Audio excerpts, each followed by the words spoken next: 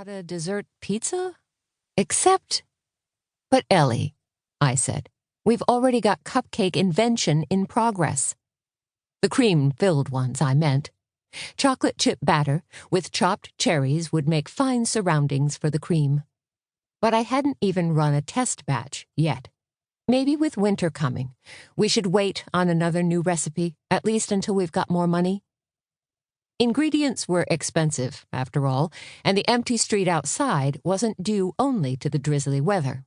It was also because we were nearing the end of tourist season now, and the people who'd flocked here all summer had mostly gone home.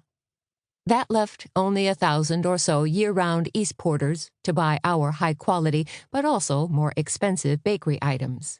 Not only that, but they had to come downtown just for them instead of getting cheaper packaged things at the IGA. I sprayed my towel with our own homemade cleaning solution, wrinkling my nose at the pungent ammonia smell, and began wiping down the front of our glass-fronted display case. "We could wait," Ellie agreed.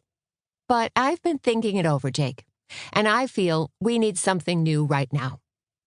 She'd stuffed her strawberry blonde hair into a hairnet, but soft tendrils curled from it, framing her heart-shaped face. Blowing strands away impatiently, she flattened the cookie dough with quick, deft strokes of her rolling pin. "We need it because of winter," she said. "For the variety, see? So people will keep coming to the Moose." She had a point. Winter in Eastport is a cheery, life-affirming combination of sleet, snow, wind, ice, and the kind of dense, energy-sapping gloom that closes in on you at 3 in the afternoon and doesn't let go again for 16 hours. Also, Eastport really is remote.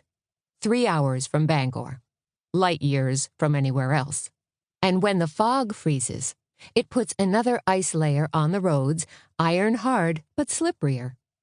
That's why, in winter, some Eastporters get so desperate for entertainment that when it snows, they take their lawn chairs and cocktails outside and sit watching the snowplows go by. Not me, of course. Well, hardly ever. Anyway, but the truth is that mostly the idea came out of the blue, and now I can't stop thinking about it, Ellie said. "Oh," I breathed. My interest suddenly peaked. That made a difference. When Ellie got an idea for a new chocolate treat, it bounced around in her brain for a while until finally it went away. That is, unless it became an obsession, in which case she nurtured it stubbornly through test batches, test surveys, and careful ingredients tinkering, followed, of course, by new batches, tastes, etc. Her venison jerky in bitter chocolate went through 22 revisions, as I recall. But then came the result. Tender but chewy, mind-bogglingly delicious, and delivering a really quite noticeable jolt of energy. Customers had loved it. Now, "I suppose it could work," I said, meaning the pizza. In our display case right now were batches of peanut butter and chocolate cookies, mocha fudge brownies with a broiled pistachio crumble topping, and a chocolate cherry cheesecake with our special super secret ingredient. Hint, it's a dollop of Hershey's syrup in its chocolate wafer crust. Fortunately, all these items were special ordered, paid for, and waiting to be picked up. No way would we be able to sell it all at this time of year otherwise.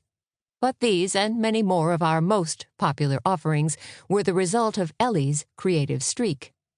And I had no reason to think chocolate pizza would be different. "It's not like we're new at this," I added.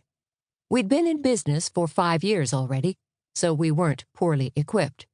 We would have to buy ingredients and a couple of kitchen tools. We did not, for instance, have a pizza stone, and we'd be needing one of those. But now that I thought more about it, what better thing to bet on than Ellie's great track record? "All right," I said finally, pulling chairs back one after another from our quartet of black cast-iron cafe tables.